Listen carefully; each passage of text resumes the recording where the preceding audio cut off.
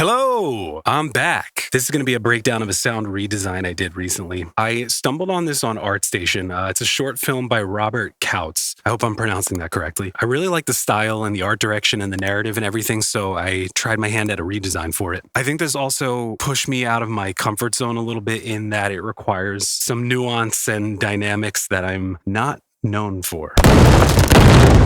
All right, so the first thing is I got this feedback that the beginning feels a little bit too watery.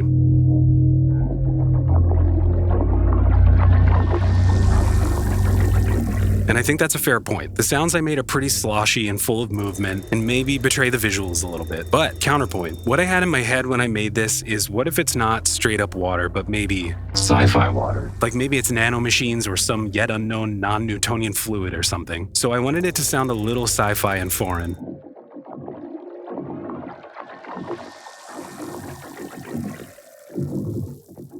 Maybe that didn't come through and it's a classic case of over-designing, but that was my intent. I wanted it to be appropriately small and gentle, but also weird and alien. Another comment I got was that everything sounds very clear and glued together. Thank you for that. And I think the glue you're hearing is probably mostly bus processing, specifically convolution reverbs.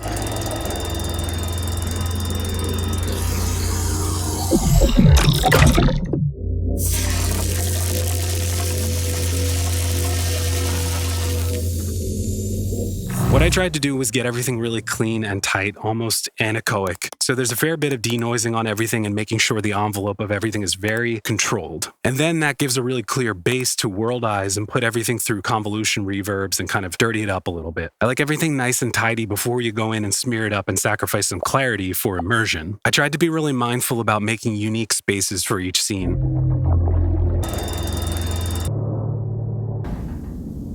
And you have to really use your imagination and storytelling brain, I guess, because these shots are tight. You can't see a lot of what's going on back there, so you have to fill in the gaps. And so I picked some unusual impulse responses of really tight, metallic, claustrophobic spaces. Like I think I used a trash can for half of them. And I think that claustrophobic dread just lends itself well to the whole narrative. One thing I want to touch on is the ambiences.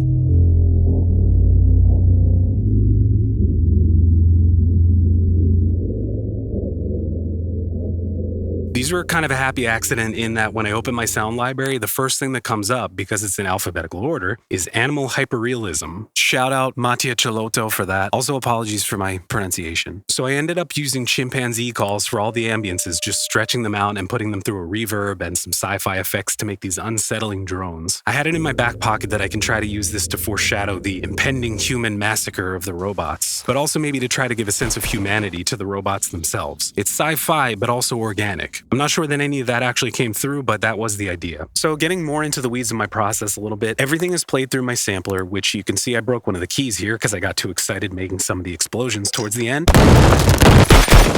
But I love this tactile sense of play that you get from using a keyboard. I end up with these kinds of like rhythmic phrasing and weird layering and staggering that I wouldn't otherwise come up with just by dropping shit on the timeline. So everything goes through kind of an all-purpose effects chain where it gets heavily compressed. I know. I hear you rolling your eyes from across the room saying, does it really need to be compressed? Do you have to compress everything? Yes. Yes, I do, actually, as a matter of fact. But hear me out. The point is a lot less loud, in your face, bombast, and more for detail and consistency. The point is to have a really sturdy, kind of predictable signal because it's easy to work with and shape exactly how you want it. I can very easily go in and shape it with envelopes and filters and turn it into something very precise. I just find it easier to work with. Compression makes everything dense. It's like you're giving yourself a big-ass ball of clay and you can start chipping away at it and molding it into something. So it doesn't necessarily even need to mean that it's loud because I can turn it down so that it's quiet, but consistent. For a lot of the sci-fi stuff, I used a vocoder. I'm simultaneously playing my sampler and a serum patch, and the serum patch vocodes whatever I have loaded into my sampler.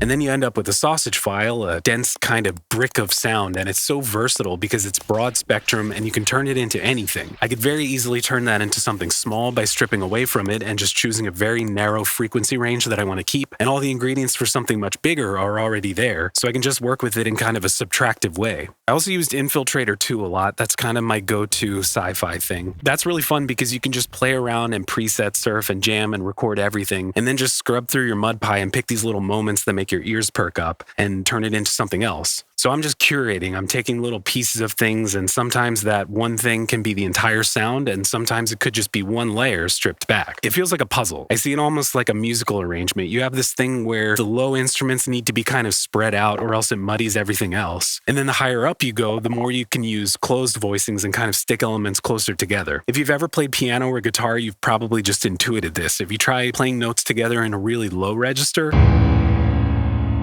it's really hard to tell what the fuck is going on. It sounds really unstable.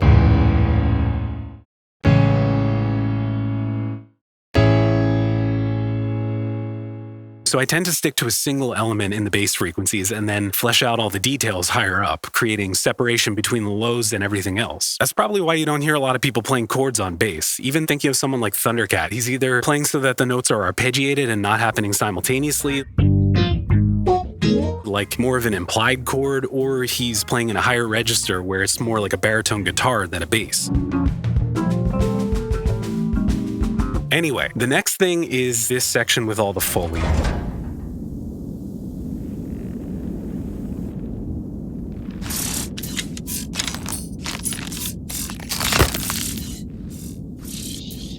This was really tricky to get right because it's so delicate and precise. It's almost easier to do larger-than-life hyper-real stuff than it is to do something that feels real and grounded. I have my sampler set up so I can turn this knob and scrub through the waveform, and then it's just a matter of trying out lots of different sections and just grabbing it when it feels right. Paying careful attention to the shape of the envelope. All the robot's movements come from one of those aforementioned mud pies. Just snipping out little pieces and then filtering it so it's mostly just high frequencies.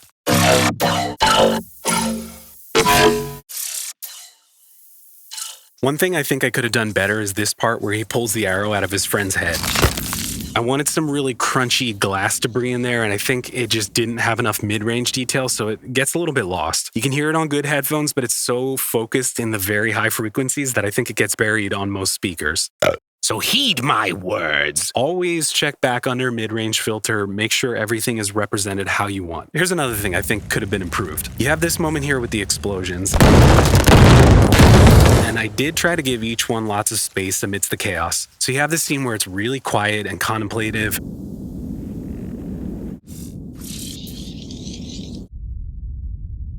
And the robot has discovered his brother's been murdered, presumably by humans. And so I wanted this scene switch to feel almost jarring when suddenly the robots have set fire to this human settlement.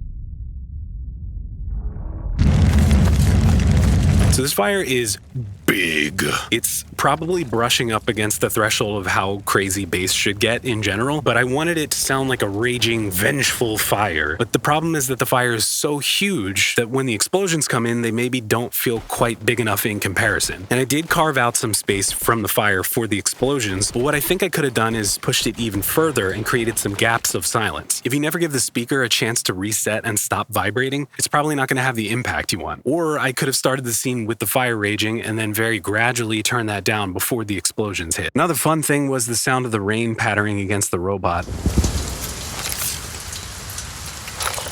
For that, I just found what I thought was kind of a neutral sounding water dripping and put it through a convolution so it sounds like it's resonating against the metal. And again, filtering out all the superfluous stuff as it's just rain. The last thing I want to mention is the climax of the animation where the robot gets destroyed by what looks like a spear.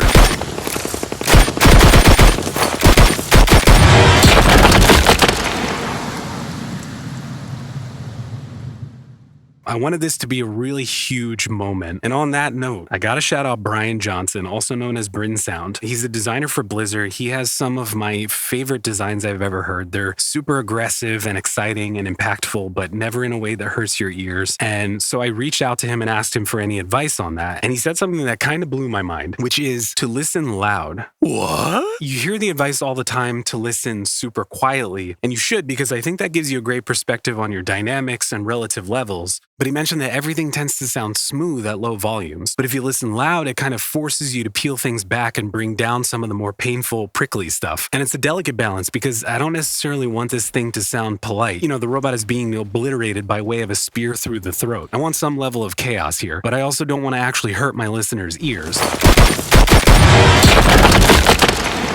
So I tried to get this thing almost on the cusp of being too gnarly. I wanted to maybe make you wince a tiny bit, but not make your ears bleed. So I did that by way of obliterating the sound, but also trying to rein in the chaos a tiny bit with multiband compression. And I've also been really into hi-fall. This is not an ad. I just really like this thing. It's basically a high frequency limiter so that when things get a little bit too prickly in that 1 to 4K range especially, it just kind of pulls them down and softens them a little bit and makes it easier to listen to. Also shout out to Team Audio for their XY pad for Reaper. I use this thing basically as like a spatializer for the Fire, and it was super helpful because we're talking about automating like 40 parameters or something like that. If you listen back with headphones, you can really hear how the Fire sort of spins around the robot's head and gradually feels like it gets a little bit closer and wider.